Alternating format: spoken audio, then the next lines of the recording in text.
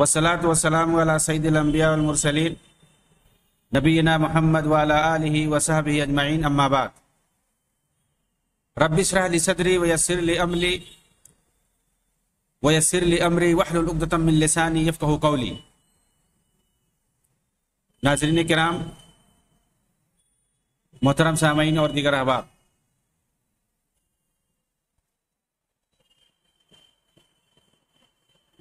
मिस्र के अंदर जमालुद्दीन अफगानी ने जिस तंजीम की बुनियाद डाली थी, मिस्र अल-फतात की, उसी के बारे में हमारी गुफ्तगू चल रही थी कि किस तरह से इस मासूनी तंजीम का हाथ और आबी बगावत के अंदर पाया जाता है और जिसके जरिए से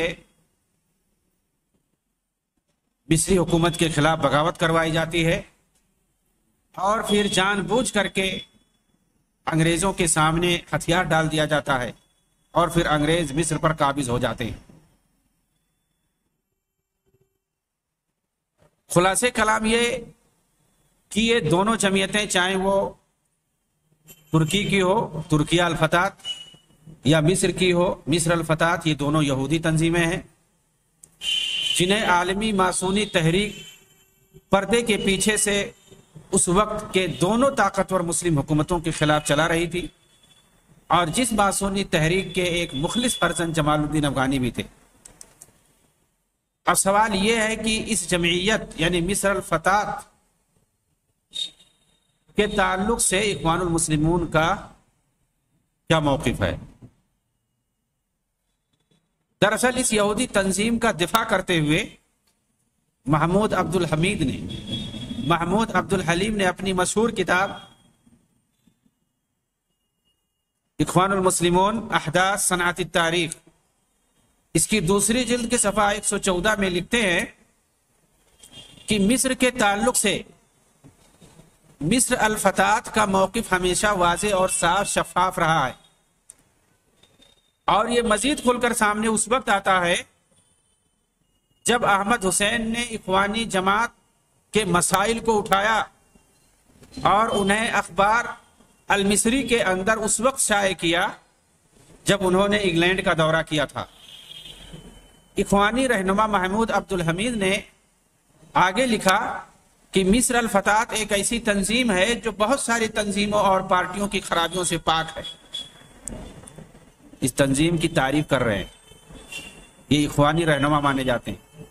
इस तंजीम के अंदर जाने के बाद ही मालूम होता है कि ये किस कदर साफ सुथरी तंजीम है।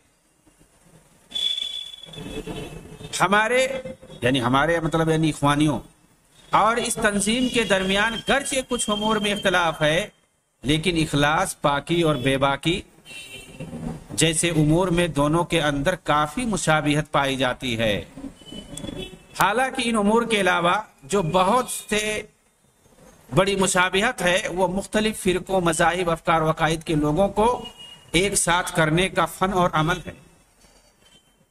यानी दोनों जमातों के अंदर जो सबसे बड़ी मुशाबिहत है वो क्या है कि जैसे इख्वानी जमात है कि मुख्तलिफ फिरकों और मुख्तलिफ मज़ाहिब और अकायद व अफकार के लोगों को एक प्लेटफार्म पर जमा कर ले जाने का हुनर और अमल जानती है, वैसे ही ये तंजीम भी जानती है। ये फन और ये हुनर इस तंजीम को भी हासिल है। कह रहे यही चीज दोनों जमातों में मुश्तरक है और ये फन तमाम मासूनी जमातों के अंदर पाया जाता है, चाहे उसका ताल्लुक मिस्र अल-फतात से हो या तुर्किया अल-फतात से हो, रोतारी से हो या ल्यूज से हो, चाहे इख्वानुल मुस्लिमीन हो, हत्ता कि बर्रे सगीर में चाहे जमात इस्लामी हो। इन सारी तंजीमों की ये खूबी है कि मुख्तलिफ अफकार व मज़ाहिब और मुख्तलिफ अकायद के लोगों को एक साथ ये लोग जमा कर लेते हैं और ले करके चलते हैं और ये लोग तारीफ भी करते हैं इसकी। ये वहदतुल अदियान या मुख्तलिफ अफकार व ख्यालात के लोगों को एक प्लेटफार्म पर जमा करने का शियार सबसे पहले मुसलमानों में जमालुद्दीन अफगानी ने अपनाया था और मुस्लिम मुल्कों में उसे मशहूर किया था और सबसे पहली कोशिश अफगानी की अहले सुन्नत मुसलमानों को रवाफिज के करीब करना थी। گرچہ وہ اپنے اس مذموم مقصد میں کسی حد تک کامیاب بھی رہے۔ چنانچہ انہی کے نقش قدم پر بعد میں ان کے شاگرد رشید محمد عبدہ اور ان کے شاگرد پھر چلے۔ پھر بعد میں اخوانی مرشد حسن بنہ اور دیگر اخوانیوں نے بھی اسی تقریبی عمل کو بلند کیے رکھا، حتیٰ کہ سارے اخوانیوں اور جماعتیوں نے ایک وقت یعنی 1979 میں رافضیوں کے سربراہ اعلیٰ دشمن صحابہ مردود خمینی کو اپنا امام و مرشد بنا لیا، اور اس نے ایران کے اندر جو بغاوت کر کے حکومت قائم کی تھی اس کا ان لوگوں نے ساتھ دیا۔ اخوانیوں کا تعلق صرف انہی اسلام کے نام پر بننے والی ماسونی تنظیموں سے نہیں تھا، بلکہ خالص ماسونی تنظیموں سے بھی ان کا تعلق رہا ہے۔ یہ ترکیہ الفتح یا مصر الفتح یا ایسی تنظیمیں ہیں جو تو اسلام کے نام پر بنائی گئی ہیں، لیکن یہ کام کرتی تھی ماسونیت کے لیے، تو اس کا تو یہ حصہ تھے ہی۔ ان کے علاوہ یہ ان ماسونی تنظیموں میں بھی شامل رہتے تھے جو خالص یہودیوں کی تنظیم ہوتی تھی۔ چنانچہ اخوانی محمود عبد الحلیم اور عباس سیسی کے بیانات کے مطابق اخوان المسلمین کے نائب مرشد حسن باقوری چرچ اور کنیسہ میں ہونے والی ماسونی محفلوں میں حاضری دیتے تھے، جبکہ وہ حسن بنہ کی طرف سے اکثر مکتب الارشاد میں نیابت کرتے تھے جو ان کی ہیڈ آفس ہوتی تھی۔ اگر حسن بنہ کہیں سفر پر ہوتے تو اس وقت ان کی نیابت یہ حسن باقوری کرتے تھے۔ اس کی تفصیل اگر دیکھنا چاہتے ہیں تو ابو سلام احمد عبداللہ کی کتاب الروتاری فی قفص الاتہام، یہ مشہور ہے، اس میں ماسونیت کی دھجیاں اڑائی گئی ہیں، اور یہ کس طرح سے عالم اسلام کے اندر مسلمانوں کو پھنسا کر کے ان سے مل کر کے کام کرتے ہیں، اس کی پوری تفصیل انہوں نے اس کتاب کے اندر لکھی ہے، الروتاری فی قفص الاتہام۔ اخوان المسلمین کے اسی کردار اور یہود و نصارہ کے ساتھ اس کے تعلقات کی بنا پر انگریز بھی اس جماعت کی بڑی تعریف کرتے تھے، جس کی سب سے بڑی دلیل یہی ہے کہ اخوانیوں کو انگریزوں نے اپنے ہی ملک برطانیہ میں عالمی ہیڈ کوارٹر بنانے کی اجازت دے رکھی ہے، اور اس کے لیے پوری ایک عظیم بلڈنگ دے دی ہے۔ آج بھی وہاں اخوانیوں کا جھنڈا لہرا رہا ہے۔ اخوانی لیڈر عباس سیسی نے اپنی کتاب قافلۃ الاخوان المسلمین، یہ کتاب ویسے ہی ضخیم اور بھاری بھرکم اور اخوان المسلمین کی تاریخ کے تعلق سے بہت اہم ہے، جس طرح سے محمود عبد الحمید کی کتاب ہے الاخوان المسلمین احداث صنعت تاریخ، 3 جلدوں میں۔ ویسے عباس سیسی یہ بھی اخوانی لیڈر تھے، ان کی بھی یہ کتاب بہت اہم ہے اخوانیوں کی تاریخ کے بارے میں جاننے کے لیے، قافلۃ الاخوان المسلمین۔ اس کی پہلی جلد صفحہ 186 کے اندر عباس سیسی نے ایک واقعہ نقل کیا ہے کہ مسٹر ولیم فراری جب قاہرہ میں آئے، جو کہ ایک بڑا امریکی عالم تھا، اور سب سے پہلے اخوان المسلمین کے مرشد عام سے انہوں نے ملاقات کی اور اس جماعت کی خوب تعریف کی۔ چنانچہ اپنے بیان میں کہا کہ مصر کے اندر مجھ پر جس چیز نے سب سے زیادہ متاثر کیا، اپنا اثر ڈالا، وہ اخوان المسلمین کی زندہ دلی ہے۔ میں جہاں بھی گیا اس کے ارکان کو ضرور پایا، جنہوں نے دعوت کے لیے خود کو وقف کیا ہوا ہے۔ میں خود متدین انسان ہوں اور میرا اعتقاد ہے کہ اخوانیوں کا منہج بہتر ہے، اسے بڑے پیمانے پر شہرت دینی چاہیے۔ اس پر میں صرف قرآن کی یہی آیت پیش کروں گا، وَلَن تَرْضَ عَنْكَ الْيَهُودُ وَلَا النَّصَارَى حَتَّى تَتَّبِعَ مِلَّتَهُمْ قُلْ إِنَّ هُدَى اللَّهِ هُوَ الْهُدَى وَلَئِنِ اتَّبَعْتَ أَهْوَاءَهُمْ بَعْدَ الَّذِي جَاءَكَ مِنَ الْعِلْمِ مَا لَكَ مِنَ اللَّهِ مِنْ وَلِيٍّ وَلَا نَصِيرٍ۔ یہود و نصارہ آپ سے اس وقت تک خوش نہیں ہو سکتے جب تک آپ ان کے دین کے تابع نہ ہو جائیں۔ کہہ دیجئے اللہ کے رسول، اللہ کی ہدایت ہی حقیقی ہدایت ہے۔ اگر آپ اللہ کی طرف سے علم آ جانے کے بعد بھی ان کے خواہشات کے تابع ہو جائیں گے تو آپ کا اللہ کی طرف سے کوئی نہ مددگار ہوگا اور نہ کوئی کارساز ہوگا۔ آخر یہودی یا عیسائی مسلمانوں کے منہج سے خوش کیسے ہو سکتے ہیں؟ مسلمانوں کے رویے سے خوش کیوں کر ہو سکتے ہیں، جبکہ قرآن کے اندر واضح طور پر کہہ دیا گیا ہے کہ یہ اسی وقت خوش ہو سکتے ہیں مسلمانوں سے جب ان کے دین کے آپ تابع ہو جائیں گے۔ ان کے تابع ہو کر کے جب تک آپ کوئی کام نہیں کریں گے وہ آپ سے خوش نہیں ہو سکتے ہیں۔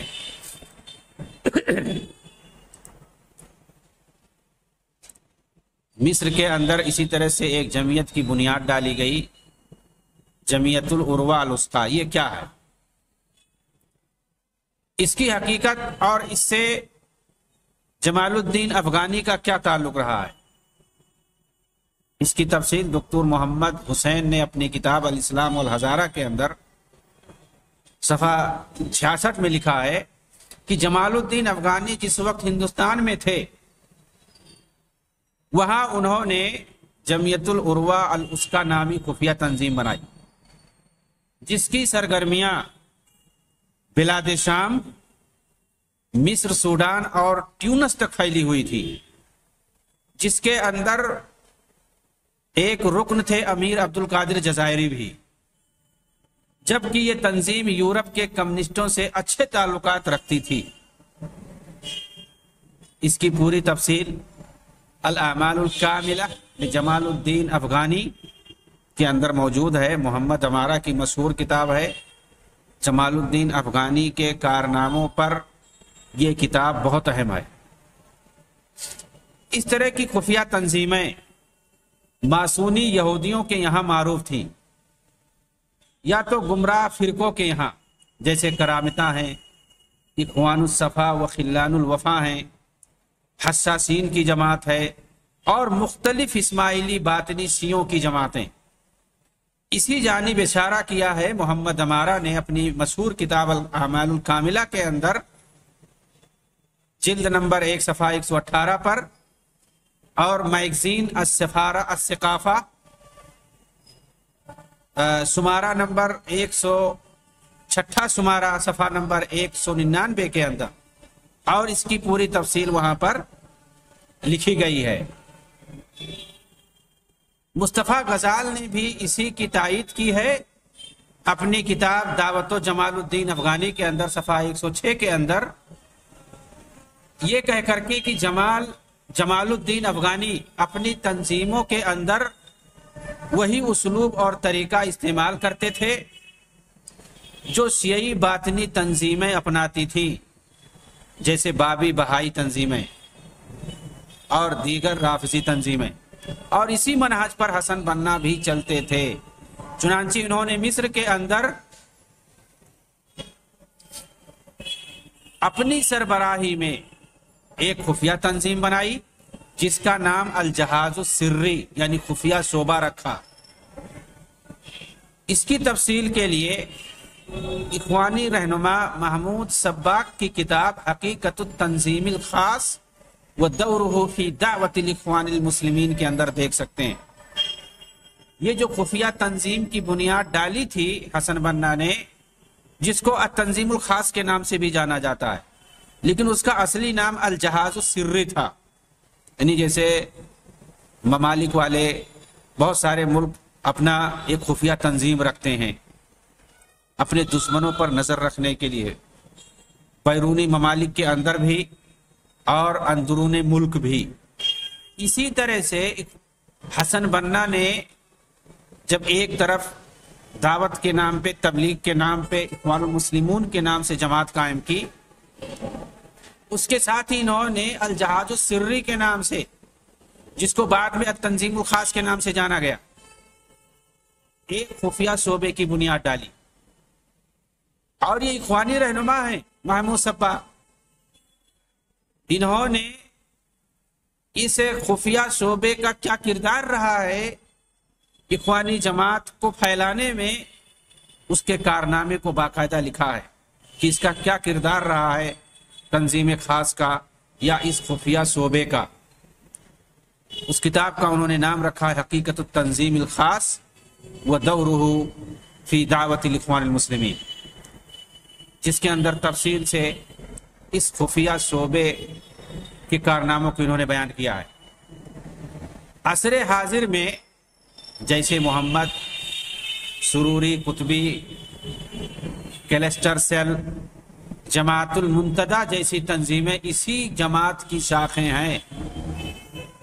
हकीकत यही है कि जमालुद्दीन की मदद आलमी मासूनी तंजीमें करती थी, वरना ऐसा मुमकिन ही नहीं हो सकता कि जहां भी जिस भी मुल्क और शहर में जाएं वहां एक खुफिया तंजीम ऐसी बना डालें जो हुकूमत वक्त के लिए खतरा बन जाए, जबकि लोग इस तरह की महज एक तंजीम बनाने के लिए पूरी जिंदगी लगा देते हैं। और जमालुद्दीन अफगानी की बनाई हुई यही तंजीमें कौमी और मुल्की नारा लगाने पर अवाम को उकसाती थी और इस्लामी खिलाफत को गिराकर कौमी और वतनी हुकूमत बनाने ने शरीयत को खत्म करके काफिराना दस्तूर और यहूदी जमहूरियत लाने की मांग करती थी। बड़ा ही मक्कार खबीस अंग्रेज मिस्टर बलंट, जो कि जमालुद्दीन अफगानी का पक्का दोस्त था, उसने अपनी किताब जमालुद्दीन अस्दाबाजी के सफा 29 में लिखता है, ये जमालुद्दीन अफगानी का मिस्टर बलंट जो था दोस्त था, उसने जमालुद्दीन अफगानी पर किताब लिखी जिसका तर्जमा अब्दुल मुनीम मोहम्मद हसनैन ने किया। उसने क्या लिखा है जमालुद्दीन अफगानी के बारे में? मिस्टर बलंट, जो कि मासूनी था, बरतानिया का, और बहुत ही खबीज था, मिस्र के अंदर रह करके ये बज़ाहिर मुसलमानों के फेवर में काम करता था, लेकिन ये अंदर से दरअसल हुकूमत के खिलाफ काम करता था। अंग्रेजी हुकूमत के लिए ये मिस्र में रह करके काम करता था, लेकिन बज़ाहिर इसके काम ऐसे होते थे कि लगता था कि ये मुसलमानों के लिए बहुत ही हमदर्द है और अंग्रेजी हुकूमत के खिलाफ है। और ये जमालुद्दीन अफगानी का दोस्त था। उसकी किताब का तर्जमा अब्दुल मुनीम मोहम्मद हसनैन ने किया। उसमें वो लिखता है, उस्मानियों की हुकूमत को खिलाफत से दस्तूरी हुकूमत की तरफ लाने में जमालुद्दीन अफगानी का बड़ा हाथ है। सिर्फ यानी मतलब क्या हुआ, सिर्फ मुस्तफ़ा कमाल अतातुर्क का हाथ नहीं है खिलाफत को खत्म करके जमहूरी हुकूमत लाने में, जमालुद्दीन अफगानी का भी बड़ा हाथ है, जो खुद उन्हीं के दारो खिलाफा में रह करके अपनी बात रखते थे और तुर्कों को खिताब करते थे। जमालुद्दीन अफगानी से इखवानी किस कदर मुतासिर थे और उन्हें और उनकी आइडियालॉजी को किस तरह अपनाते थे, इसे हम दर्ज झेल निकात में समझ सकते हैं। नंबर 1, सियासत को अपनी जिंदगी का एक अहम हिस्सा बना लेना। ये चीज इनके यहाँ पाया जाता है। दीन रहे ना रहे, सियासत रहनी चाहिए। खुफिया तंजीम बनाना और अपनी अक्सर बातें राज में रखना, बातों को राज में रखना इनका खासा है ये चीज। 3 नंबर, मुस्लिम मुल्कों में जमहूरी पार्लिमानी हुकूमत के लिए राह हमवार करना। अभी आप देखें मोहम्मद मुर्सी जो मरा है अदालत के अंदर मिस्र में, उसको वहां के लोग शहीद जमहूरियत कह रहे हैं और कह रहे हैं कि मिस्र के अंदर मौजूदा दौर में जमहूरी तरीके से मुंतखब ये पहला सदर है। इसीलिए शहीद जमहूरियत शहीद डेमोक्रातिया के नाम से याद किया जाता है, लेकिन उर्दू मीडिया में जमहूरियत या डेमोक्रातिया को काट देते हैं, सिर्फ शहीद लिखते हैं, तो लोग समझते हैं कि शहीद फिल्मार्का है, दीन के नाम पे शहीद हुआ है। जबकि आप अरबी में लिख के देखिए शहीदुल डेमोक्रेसिया, शहीदुल डेमोक्रातिया, उसका तर्जमा होगा शहीद जमहूरियत। और जब 1 साल हुआ मोहम्मद मुर्सी की वफात पर, तो लंदन के अंदर बाकायदा उसकी बरसी मनाई गई और उस बरसी के मौके पर उसके जो बच्चे हैं उन लोगों ने तंजीम कायम की मुर्सी के नाम पर जमहूरियत के बचाव के लिए, और वहां पर शहीद जमहूरियत का खिताब दिया गया। किसको? मोहम्मद मुर्सी को। ये इख्वानियों के कारनामे। یہ کس لیے کام کرتے ہیں، مسلم ممالک میں یہ لوگ موجودہ حکومت کو گرا کر کے کس طرح کی حکومت لانا چاہتے ہیں، اور اس راہ میں کام کرنے والوں کو کیسا یہ خطاب دیتے ہیں۔ یہ چیزیں ہمیں اردو میڈیا میں جو اندر کی باتیں ہیں وہ سب نہیں بتائی جاتی ہیں۔ اسی طرح سے چوتھی چیز جو ان کا خاصہ ہے، قومی اور وطنی نعروں کا ہوا دینا اور اسے پھیلا کر اپنی سیاست چمکانا۔ پانچویں چیز جو ہے، رافضی شیعہ یہود و نصارہ اور دیگر گمراہ فرقوں اور جماعتوں سے قریب ہونا۔ یہ ان کے قریب ہو جاتے ہیں، دوسرے مسلمانوں کو ان کے قریب کر دیتے ہیں، لیکن ان کا یہ کام نہیں ہے کہ ان گمراہ فرقوں اور جماعتوں کو اسلام سے قریب کر دیں، ایسا یہ کبھی نہیں کرتے ہیں۔ ان کی پوری تاریخ رہی ہے 90 سال کی، یہ ان کے قریب ہوتے ہیں لیکن انہیں یہ اپنے قریب نہیں کرتے ہیں، اسلام اور مسلمانوں کے قریب نہیں کرتے ہیں۔ اب ہم یہ جاننے کی کوشش کریں گے کہ جمال الدین افغانی سے یہودیوں کے کیا تعلقات تھے۔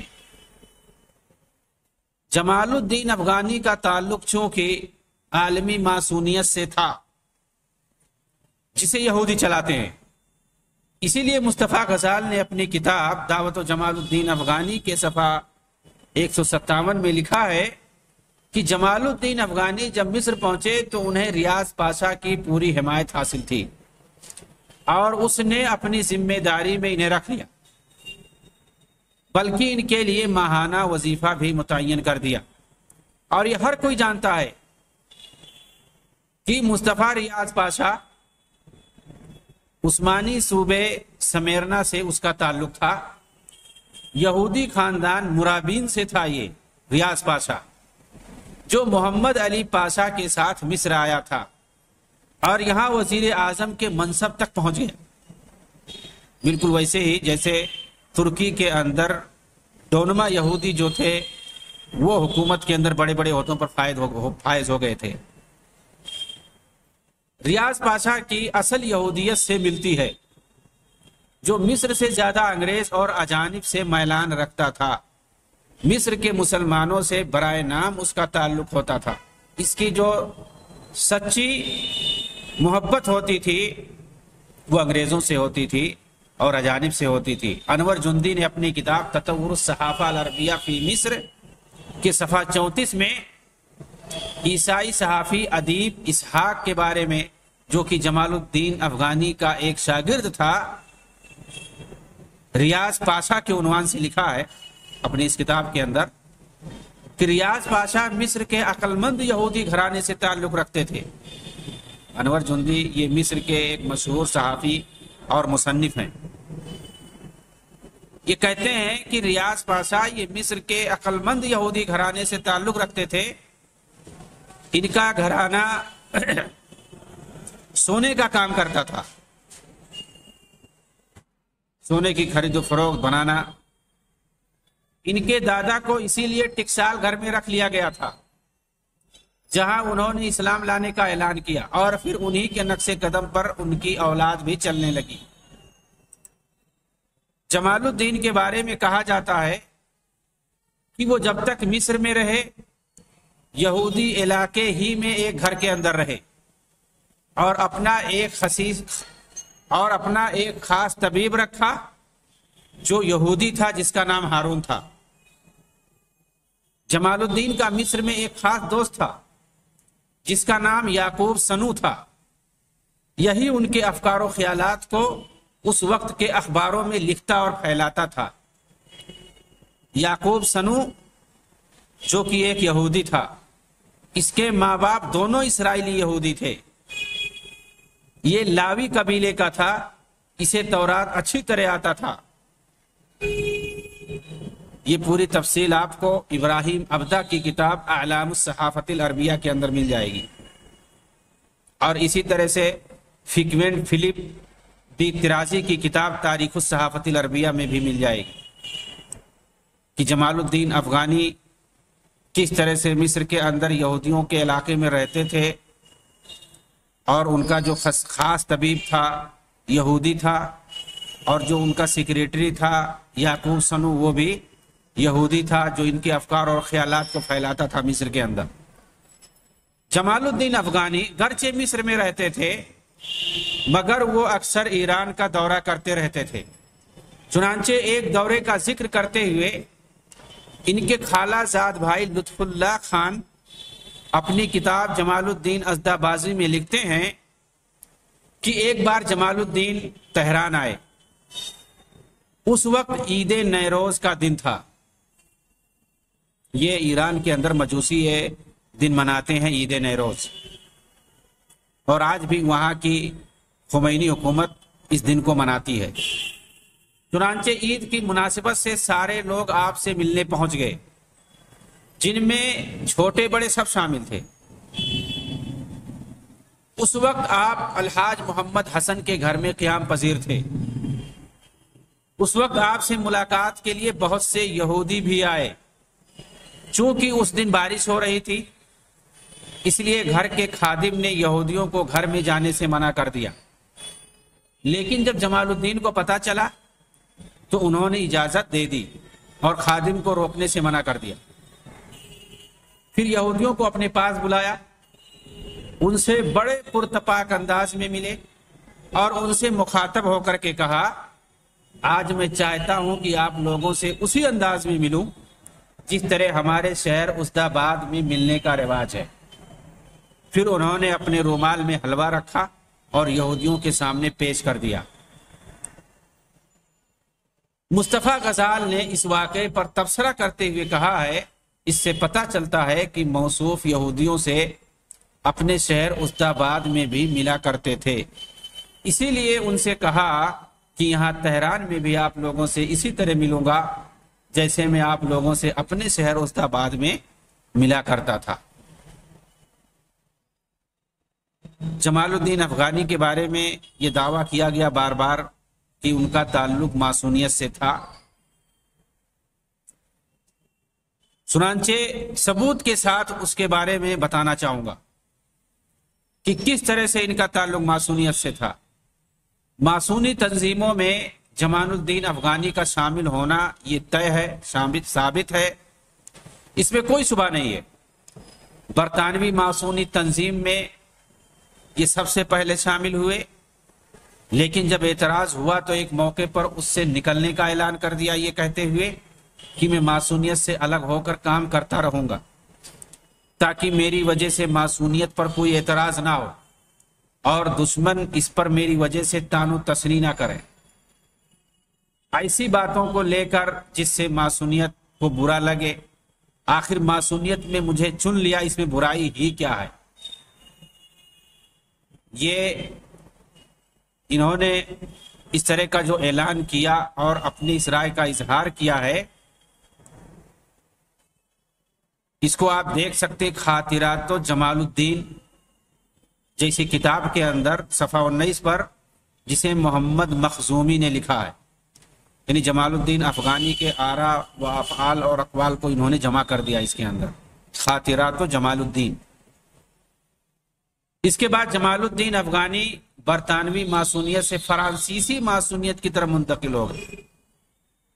बरतानवी मासूनियत से उन्होंने अलग होने का, अलहदा होने का ऐलान कर दिया, तो किससे जाकर के मिल गए? फ्रांसीसी मासूनियत से जाकर के मिल गए और उनके पास खिताब भेजा जिसमें ये गुजारिश की कि मिस्र से उलूम फ़लसफ़ा के उस्ताद 37 साला जमालुद्दीन काबुली की गुजारिश है कि मुझे इख्वानुस सफ़ा व खिल्लानुल वफ़ा, यानी फ्रांसीसी तंजीम का जो नाम था, असल में इख्वानुस सफ़ा नाम था, जो मुक़द्दस मासूनी तंजीम के अरबाब हिल्लो अक़्द हैं और जो हर कमी और ख़ता से पाक हैं, वो इसमें दाखिल करके मुझ पर एहसान करें। आप लोगों का बहुत बहुत शुक्रिया। बरोज़े जुमेरात रबीउस्सानी 22 तारीख 1292 हिजरी, ये उनका लेटर था फ्रांसीसी मासूनी तंजीम के अंदर दाखिल होने के लिए। کہ اس تنظیم کے سربراہوں کے لیے انہوں نے کیا لکھا ہے جو ہر کمی اور خطا سے پاک ہیں۔ ان کا پورا لیٹر آج بھی موجود ہے۔ 3 سال کے بعد اس معصونی تنظیم کے اندر جمال الدین خاص لوگوں میں شمار ہونے لگے، بلکہ کچھ دنوں کے بعد اس تنظیم کا سربراہ انہیں بنا دیا گیا، جیسا کہ اس تنظیم کی طرف سے جمال الدین کے پاس خطاب بھیجا گیا، جس کے اندر یہ لکھا گیا کہ اطلاع عرض ہے کہ گزشتہ اجلاس خاص کے اندر اکثریت کے ساتھ یہ فیصلہ لیا گیا ہے کہ آپ اس سال اس لوج کے صدر رہیں گے۔ بنا بری ہم آپ کو اب اس خوشی کے موقع پر مبارکبادی پیش کرتے ہیں۔ یہ ہمارے لیے خوش نصیبی کی بات ہے۔ آنے والے جمعہ کے دن اس تنظیم کے پروگرام میں آپ کی دعوت ہے۔ سورج غروب ہونے کے بعد پروگرام طے ہے۔ امید ہے کہ ضرور حاضر ہوں گے۔ ہر حال میں سیاہ لباس، ٹائی اور سفید کاج والی شرٹ زیب تن کر کے آئیں گے۔ ہماری طرف سے محبت بھرا پیغام قبول فرمائیں۔ یہ اس تنظیم کا جو صدر تھا نکولا سکروج، اس نے ان کے نام پر لکھا تھا۔ ان کی معصونیت کے بارے میں تفصیل سے انشاءاللہ اگلے لیکچر میں بات بتائی جائے گی۔ وآخر دعوانا ان الحمدللہ رب العالمین، والسلام علیکم ورحمۃ اللہ وبرکاتہ۔